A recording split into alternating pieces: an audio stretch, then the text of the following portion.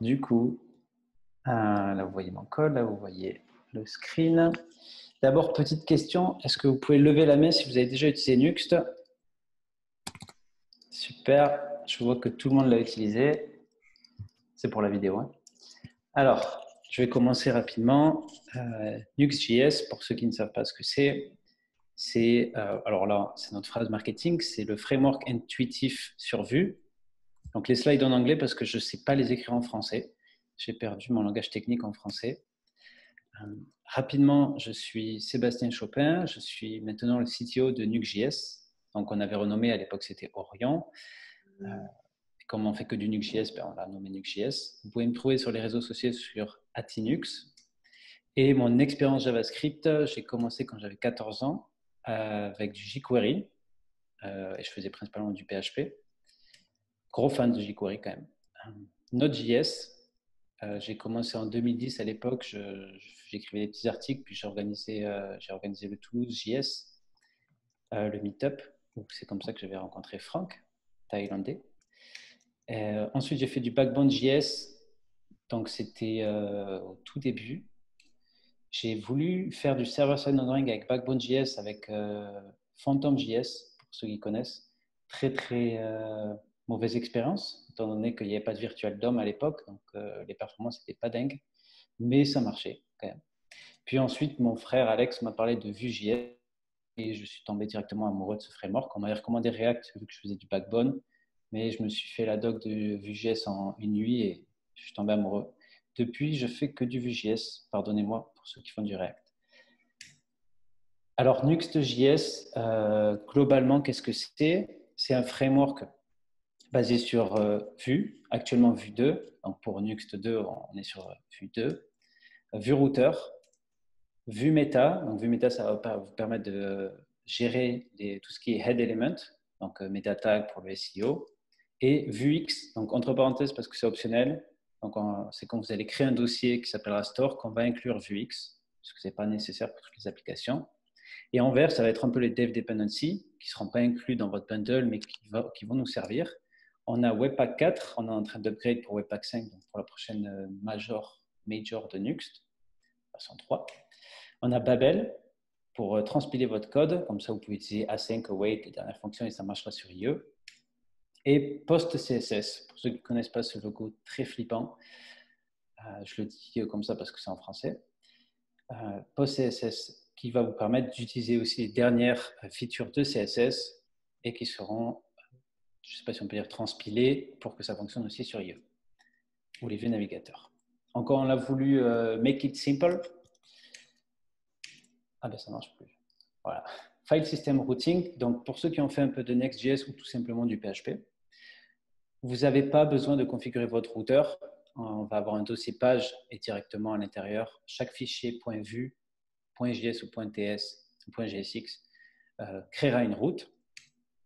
On a une directory structure qu'on recommande. Donc, on va avoir un dossier page, un dossier layout, un dossier middleware, etc. Donc, ça peut fonctionner pour des petites à très grosses applications. Vous n'avez pas à vous réinventer la roue à chaque fois pour savoir où va tel fichier. Et on a Nuxt build, donc c'est la commande pour bundler en production. Donc, une seule commande qui va transpiler et minifier pour rendre votre site production ready. Alors, le file system routing, ça ressemble à ça. Donc là, j'ai des pages. Index.vue, forcément, ça va être la route slash. Et ici, j'ai user, un dossier user. À l'intérieur, j'ai underscore id.vue.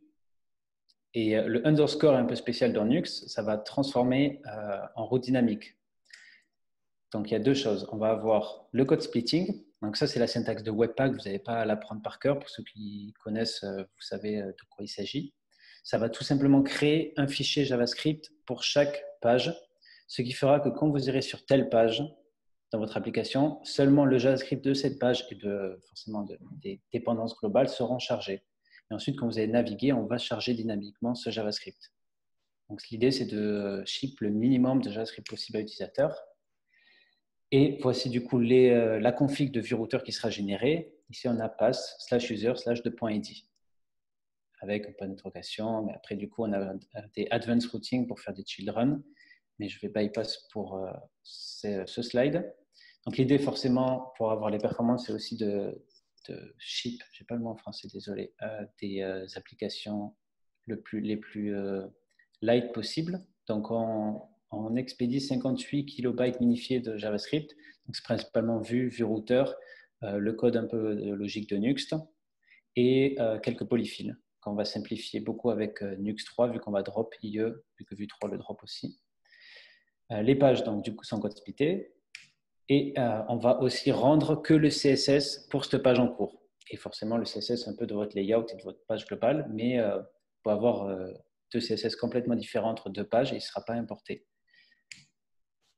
Et forcément, en plus de ça, pour faire en sorte que les applications soient extrêmement rapides, on va gérer automatiquement le resource preload, donc c'est-à-dire de donner ces petites lignes preload que Google va vous recommander avec Lighthouse, on va les rajouter par défaut, parce qu'on sait pour cette page quels sont les pages et les composants qui sont utilisés, mais aussi pour les prochaines pages, en fait, quels sont les JavaScript qu'il faut aller télécharger.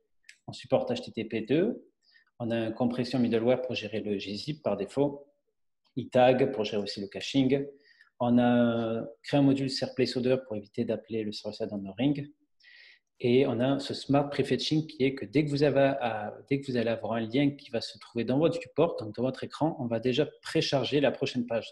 Donc, quand vous cliquez, ce sera instantané.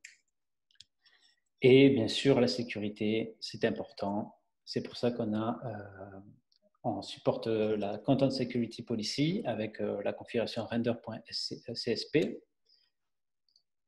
Le Server Model Isolation pour éviter de leak des variables d'environnement serveur côté client. Pareil, on a le Context Isolation pour éviter les cross-request pollution. Donc ça, c'est pas pour la Jamstack, c'est vraiment quand vous allez utiliser le serveur. Et derrière, nous, on va avoir NPM Audit, Renovate Bot et des security patches qu'on va faire toutes les semaines.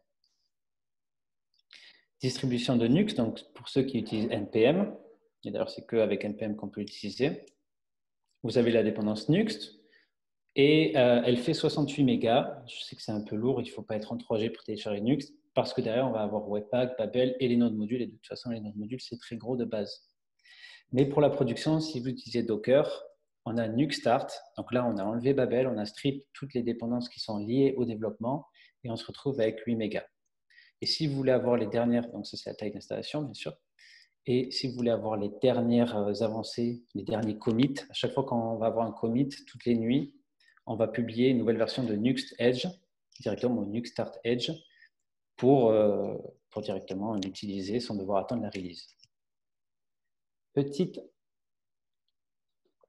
C'est de l'eau, je précise. Rendering mode. Universal, je vais expliquer les rendering modes puisqu'il y a quand même pas mal de confusion sur ces trois modes. Qu'est-ce que c'est une application universelle? Qu'est-ce que c'est une application statique générative? Donc là, on va parler un peu plus de la Jamstack.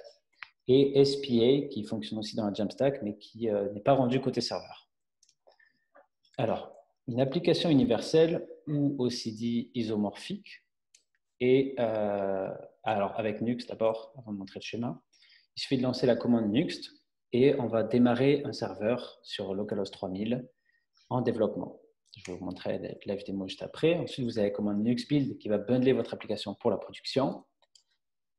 Et derrière moi, vous allez avoir Nuxt start pour démarrer votre serveur en production avec le bundle de production. Du coup, Webpack, il dégage.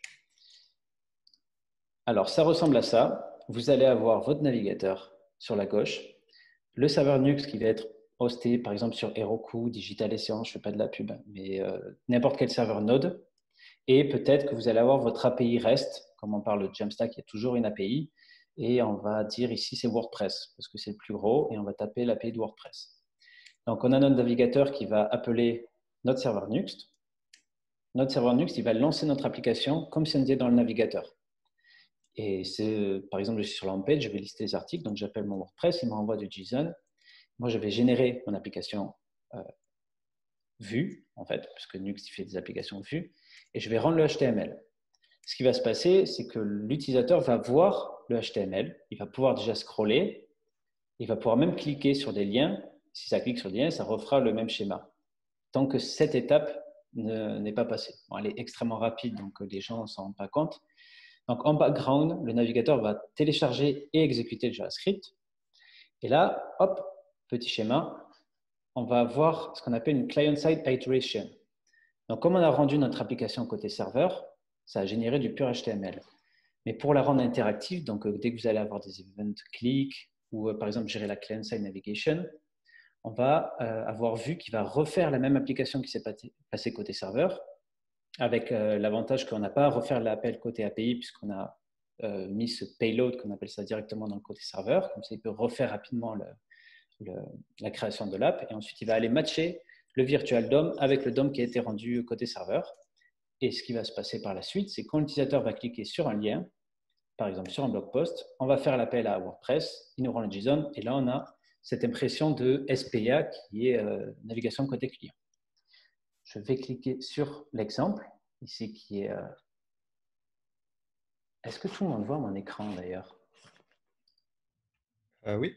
Ah d'accord, puisque je vois le screen sharing sur la gauche. Donc... Ok, je me suis dit personne ne répond, tout va bien. Alors là, on a un exemple qui utilise l'application universelle. Donc si je montre le code source, on voit bien que notre HTML a été généré. Ici, on peut voir nos petits liens de preload qui nous dit bah, tu dois aussi télécharger le JS. Donc, ce qui va se passer, en fait, Chrome va voir ces liens. Il va déjà commencer à télécharger ces liens avant même qu'ils soient exécutés à la fin, puisque en fait, on a ce même script tout en bas de la page. Et on a ici tout notre HTML qui a été généré comme du PHP ou n'importe quel serveur qui fait du rendu côté serveur. Sauf que ce qui va se passer une fois que l'application vue est montée côté client, on va naviguer et la navigation ici se fait, alors là, allez savoir pourquoi ça n'a pas marché à ce moment-là, va se faire côté client directement. Donc on peut naviguer, si je rafraîchis cette page, il va y avoir quand même le rendu qui va se faire côté serveur. Donc ça c'est pour le SSR, l'application universelle. L'inconvénient c'est qu'il faut payer un serveur Node. D'un point de vue performance, il ne va pas pouvoir rendre énormément de pages.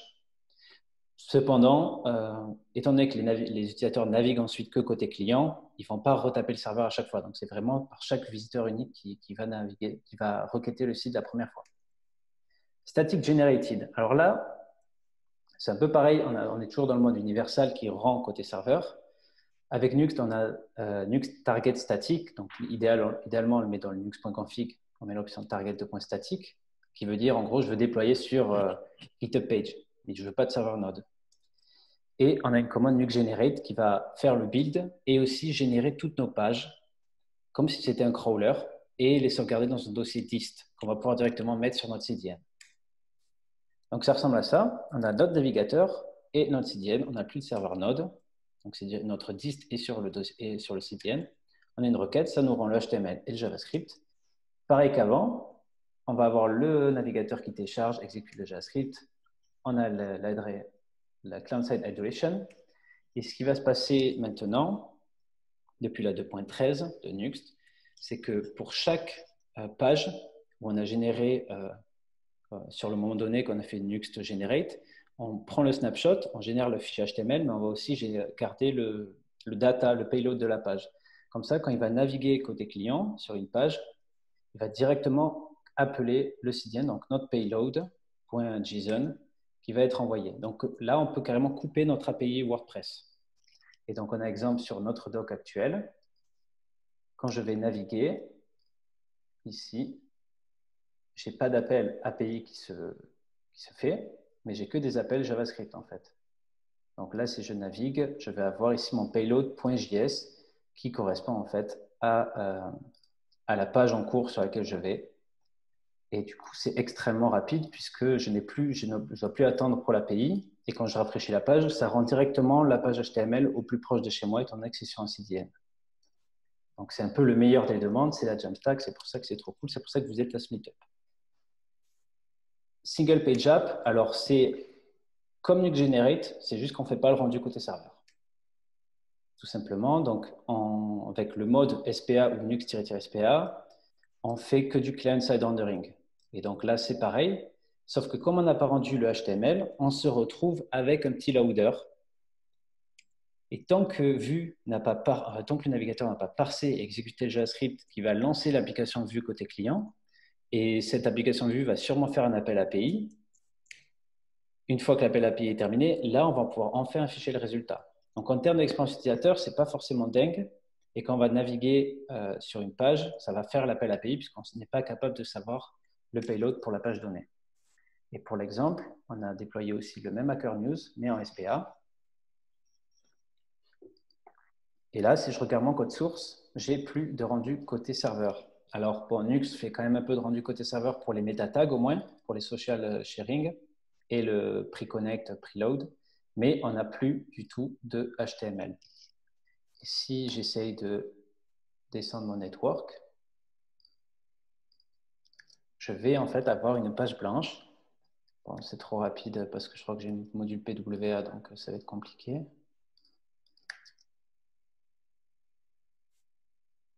Bon. Voilà. Là, vous voyez qu'il y a le chargement et ensuite c'est chargé. Et après, pareil qu'en Universal, je peux naviguer côté client.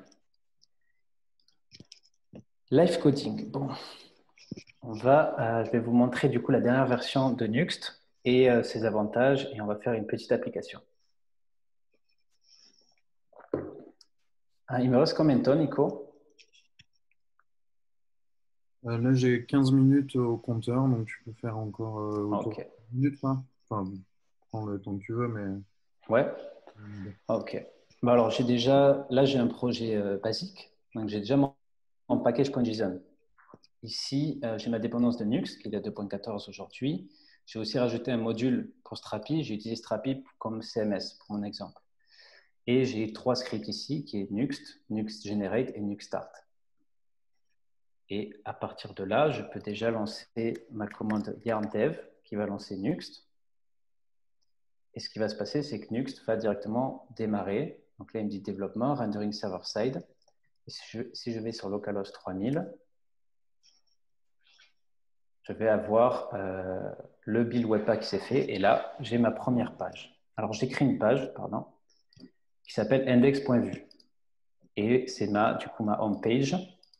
Là, je vais rajouter, par exemple, et forcément, comme maintenant, c'est obligatoire, on a le hot module replacement.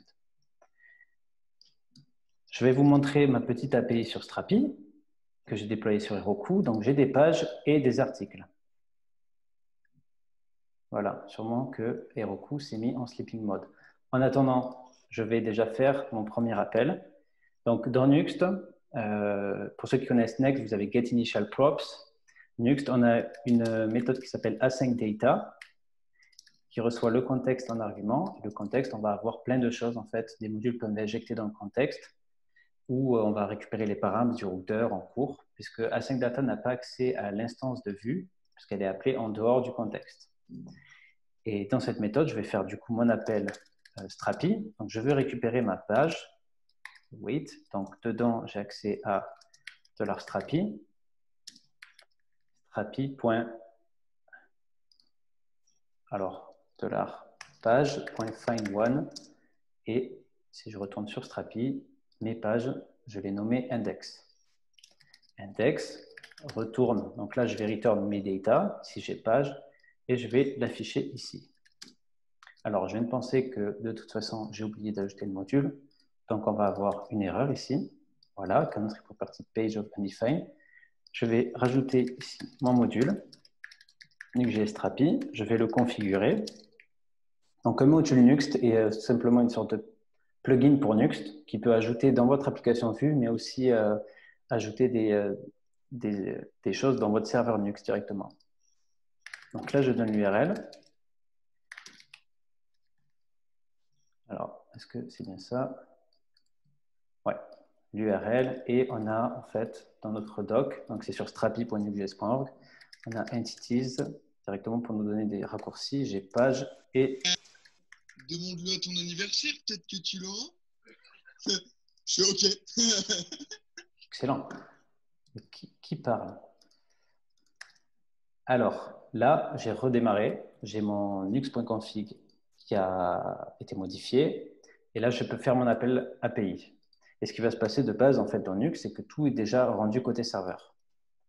Donc, ici, j'ai display mon HTML de mon appel Strapi. Et je vais tout simplement afficher ici page.title et page.body. Et j'ai ma première page qui a été faite. Si je vais modifier ici ma page dans Strapi et que je rafraîchis, j'ai bien ici ma page qui a été mise à jour.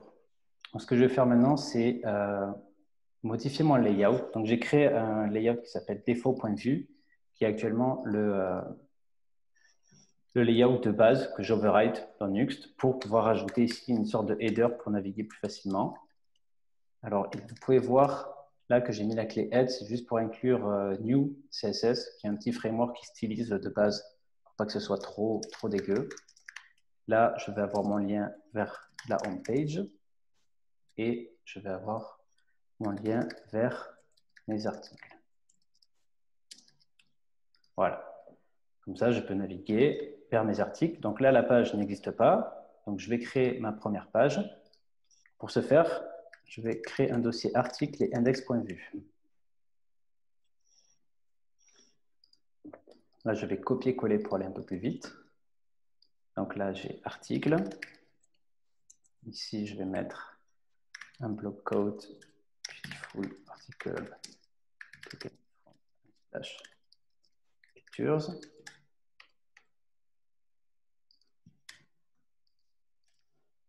Et je vais récupérer ici ma liste d'articles depuis Strapi. Donc là, ça va être un find tout court.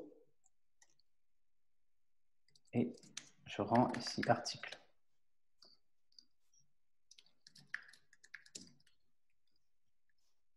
J'actualise. Voilà, pardon. Ici, j'ai bien ma page article qui existe et ça fait bien ma requête à Strapi directement. Et je vais donc lister mes articles. Pour ce faire, je vais créer article. Je vais faire une boucle pour chaque article. Forcément, article est directement disponible dans mes templates. Bon, je dois donner une clé juste pour que le linter ne râle pas. C'est juste pour définir que, comme vue, render chaque élément du DOM spécifiquement, c'est pour qu'il puisse traquer les changements. Là, je vais mettre mon titre, article.title. Et je vais mettre aussi l'image.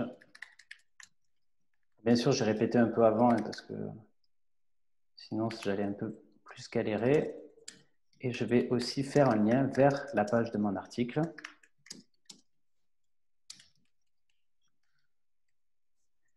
Ici, alors, 2 points directement, ça correspond à vbind, qui dit tu vas utiliser directement une variable. Donc là, je vais faire slash article, slash, et je vais donner le slug de mon article, comme ceci. Voilà, donc là, j'ai mes 2 articles, Nuxt link sans le T, ce sera mieux. Et je vais créer du coup ma dernière page. Et pour créer une route dynamique, je vais préfixer de underscore, et ce sera le nom de ma route dynamique. Si je regarde ici mon routeur, donc .nuxt, c'est tout ce qui est généré par Nuxt, je vois que j'ai bien article de .slug qui correspond à ce component qui est page article underscore slug. Et là, je vais reprendre directement cette page. Là, dans Async Data, je vais récupérer les paramètres de ma route que je vais directement mettre ici, paramètres.slug. Je récupère mon article que je vais mettre ici. Là, on a toute l'image. Et article.body. Je pense que si j'enlève ça, on devrait avoir quelque chose. J'actualise et j'ai bien ma page. Donc maintenant, je peux naviguer dans mes articles. Si je crée un nouvel article, donc je vais aller voler une photo sur une splash. Je voulais quand même une image voilà, un peu jolie que je vais rajouter donc dans Strapi. Ici, je donne l'endroit en title et en body. By Joshua. Je sauvegarde. Donc là, quand je vais naviguer dans mes articles, j'ai bien mon nouvel article. Bon, je n'ai pas fait de sorte ni rien ici. Donc là où je suis en développement, ça appelle l'API de Strapi. Donc vous allez me dire, oui, bon, la Jamstack, là, je ne vois pas trop l'intérêt. Je vais vous montrer de suite. Vous faites bien de poser la question. Donc là, maintenant que j'ai mon application qui fonctionne bien, je vais vouloir la déployer pour mon Netlify, pour mon Vercel, pour mon static hosting. Donc, ce que je vais faire, c'est qu'ici, je vais supprimer juste ça. Je vais appeler ma commande nuxt-generate qui va build mon application pour la production. Là, il me dit, je suis en full static. Donc, ce qu'il va se faire, c'est qu'il va directement générer tous les payloads. Donc là, le bundle Webpack prend toujours un peu de temps, forcément.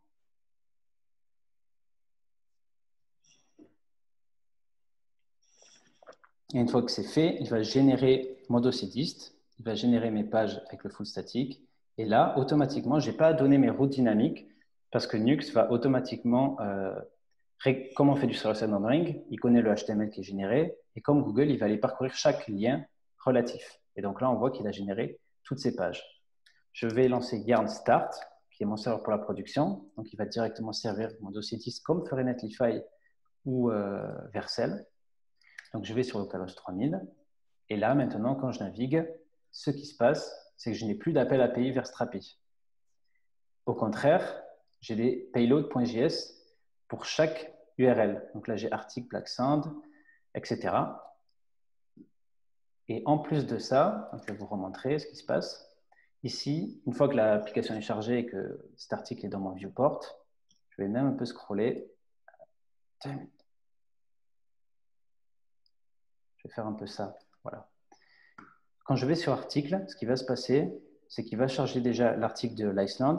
Mais une fois que je vais scroller, ce lien est visible, il va déjà pré-fetcher le payload de cette page. Donc, quand je vais cliquer, il ne va rien se passer. Tout est déjà en mémoire. Donc, c'est extrêmement rapide. C'est déjà du statique. Donc, si je regarde mon dossier dist, j'ai tous mes fichiers HTML. Et forcément, vous vous en doutez, si je vais modifier ici Canada, voilà,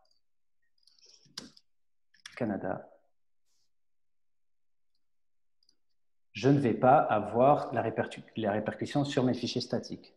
Pour ce faire, je vais sûrement faire un hook depuis Strapi à chaque fois qu'il y a une modification vers mon Netlify ou Vercel qui va faire un rebuild. Et ce qu'on a sorti dans la 2.14, je peux enfin vous expliquer, c'est qu'une fois que vous allez regenerate, si votre code n'a pas été modifié mais que c'est juste votre API, votre CMS, on va skip le build Webpack directement parce qu'on n'a pas détecté de changement de code et on va directement générer. Donc, on passe ici d'une génération de 17 secondes à 4 secondes. Et c'est sur mon ordi en train de présenter. Et donc là, si je restart, on va directement avoir le petit drapeau du Canada. Dernière chose, je vous ai parlé du full preview, enfin du moins c'est dans la description du meetup. Pour ce faire, on a aussi rajouté, donc c'est vraiment pour la target statique ici. Target statique, ça veut dire je veux hoster sur un CDN. Target server, c'est j'ai mon serveur node qui va tourner. On a ouvert une API pour les plugins. Donc ici, je vais faire preview.client.js. Donc pareil, on est toujours dans la syntaxe des fichiers. .client.js va dire à Nuxt, inclus-moi ce plugin dans l'application vue que côté client. De toute façon, en generate, on n'en a pas besoin puisque c'est statique. Ici, j'ai mon contexte, comme le même que j'ai dans la sync data. Dedans, je vais avoir query. On avait vu param, query, c'est les query parameters. Et enable preview. Ici, je vais faire if query, if type of query.preview est différent de undefined. Alors, console.log, enable, je me dis si je n'avais pas fait de faute, enable preview mode. Et voilà, je commence à faire des fautes. Enable preview. Je vais dire à Nuxt aussi qu'il doit aller chercher mon plugin. Plugins preview.client.js, c'est optionnel le .js. Et je pense que ça va marcher direct. Donc je vais régénérer comme si j'étais en prod là. Donc il rebuild puisque mon nuxt.config.js a été modifié. Si je n'avais pas modifié nux.config parce que le plugin était auto-importé, il me l'aurait dit pour le plugin. Une fois que c'est bon, je redémarre. Je vais sur le localhost 3000. Je suis toujours en full statique, il n'y a plus d'appel vers Strapi. Cependant, maintenant, si je fais preview, je vais avoir ici mon console log enable preview mode. Et ce qui va se passer maintenant, c'est que quand je vais naviguer, côté client, il va faire les appels API. Donc, quand on fait le full static avec Nuxt, on met un flag qui dit tu ne vas plus appeler async data, mais derrière, tu vas plutôt fetch le payload et tu vas l'utiliser. Et le preview mode va réactiver le async data comme on peut avoir en développement. Ça marche aussi pour la méthode fetch, pour ceux qui font déjà du Nuxt.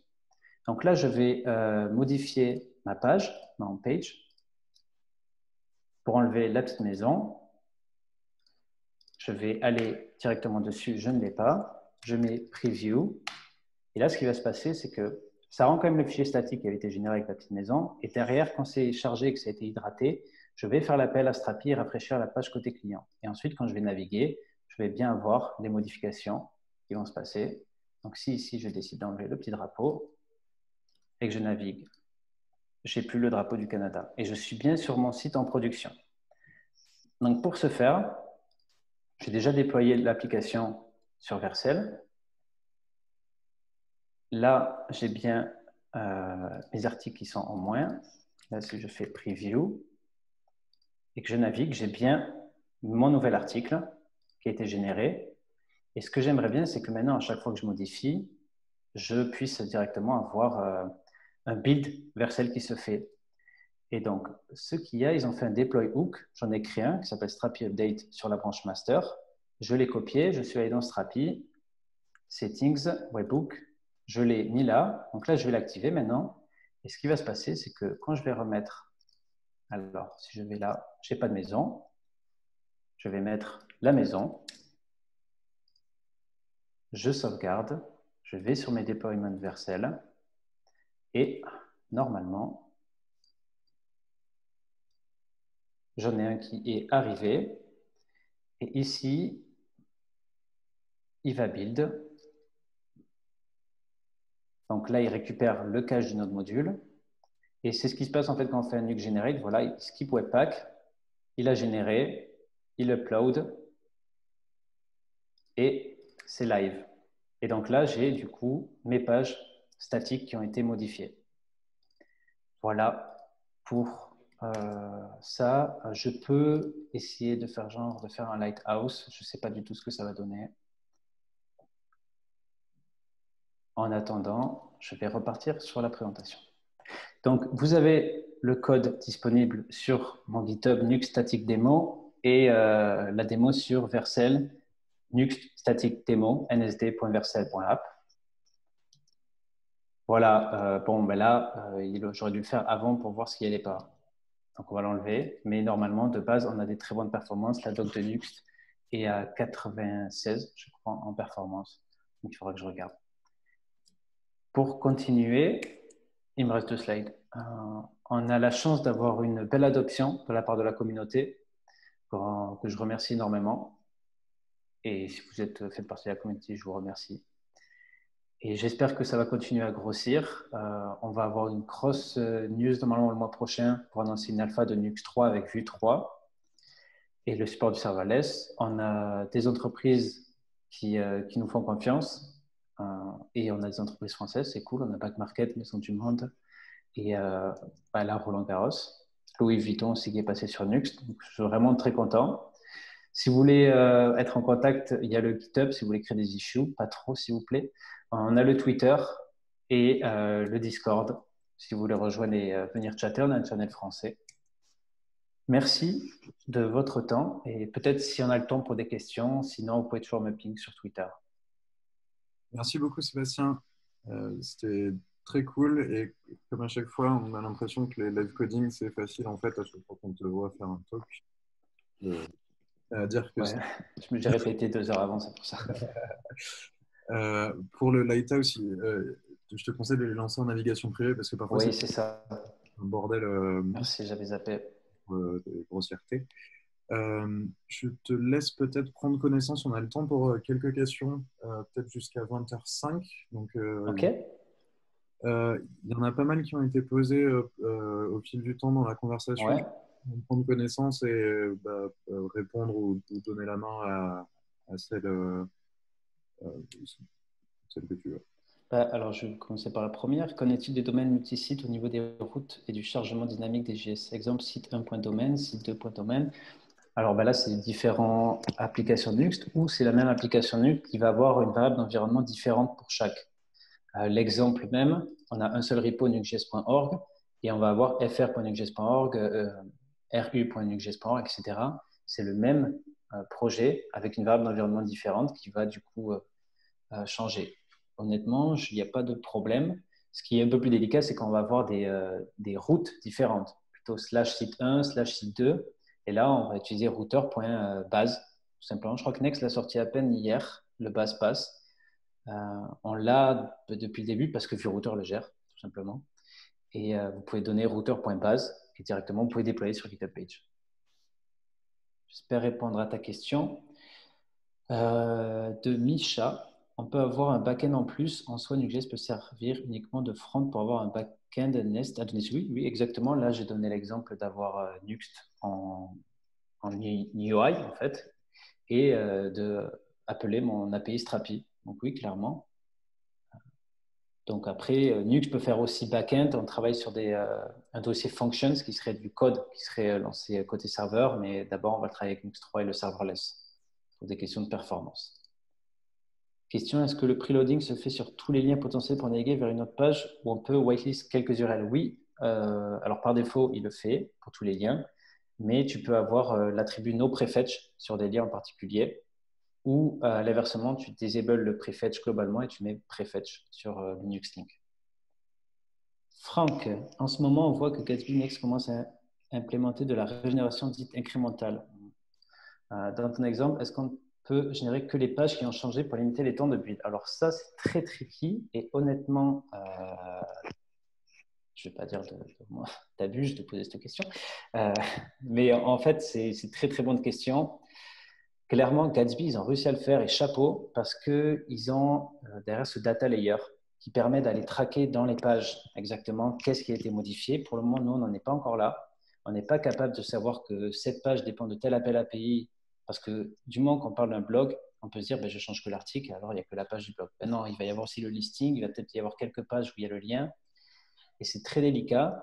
Et Next.js, c'est pas de la régénération incrémentale, c'est pas vraiment du pur statique étant donné qu'on utilise Nextstart. Donc c'est comme si moi j'utilisais Nextstart avec un cache devant et que je disais ben voilà, au bout d'une seconde, j'appelle moi la génération. Par contre, c'est très intéressant de sortir du statique en premier et d'avoir la possibilité de régénérer en background. Et ça, c'est très puissant puisque derrière, on peut le faire sur une page donnée. Et à choisir, je pense que Next.js a trouvé vraiment un très beau combo. Par contre, ça marche qu'avec leur plateforme, ou sinon, bonne chance pour le faire avec Nextstart. Je pense que Simon en connaît beaucoup plus que moi à ce sujet. Johan, bonjour. Sébastien, bonjour. Pensez-vous dans le futur, générer juste des pages qui ont changé? C'est pareil, du coup. Alors, dans l'idée, c'est que j'aimerais quand même pouvoir faire Nuxt générer telle page. Pour le moment, c'est un peu délicat puisque tout le payload est mis dans un hash en particulier. L'idée, ça serait de garder un manifeste pour toutes les pages, sauf qu'on arrive à des problèmes de performance il y a 1000 pages. Pour le moment, on ne part pas sur ça. On verra peut-être justement pour prendre la même approche que Next en serverless pour gérer ça, mais de la rendre disponible pour absolument tous les plateformes de hosting serverless, y compris Netlify. Et après, je crois que c'est tout aussi. Dernière question de Yax. Peut-on préciser ce qui diffère entre l'ancien mode générique et la nouvelle target statique? Oui. Alors, c'est une très bonne question. Tout simplement, l'ancien mode tu peux quand même encore utiliser Nuxt Generate avec target server. Ce qui va se passer, tout simplement, c'est qu'il va quand même générer le dist, mais il ne va pas mock async data. Donc, quand on va naviguer côté client, il fera quand même l'appel API à Strapi. Et en gros, c'est pour ça qu'on veut différencier target statique et target server pour vraiment avoir cette logique de full statique où on peut désactiver l'API en production et le serveur. Donc, au futur, Nuxt Generate pourra fonctionner avec la target server, mais ça fera un peu une sorte de cache comme fait en fait Next.js avec les pages statiques Ce sera juste du cash qui sera hit directement. Ce sera top pour les pages marketing, par exemple. Je crois que j'ai répondu à toutes les questions. Reprends un coup d'eau. Ouais, c'est bon. Allez. Merci énormément, Sébastien. Merci à tout le monde de m'avoir écouté et pour ces questions très intéressantes aussi.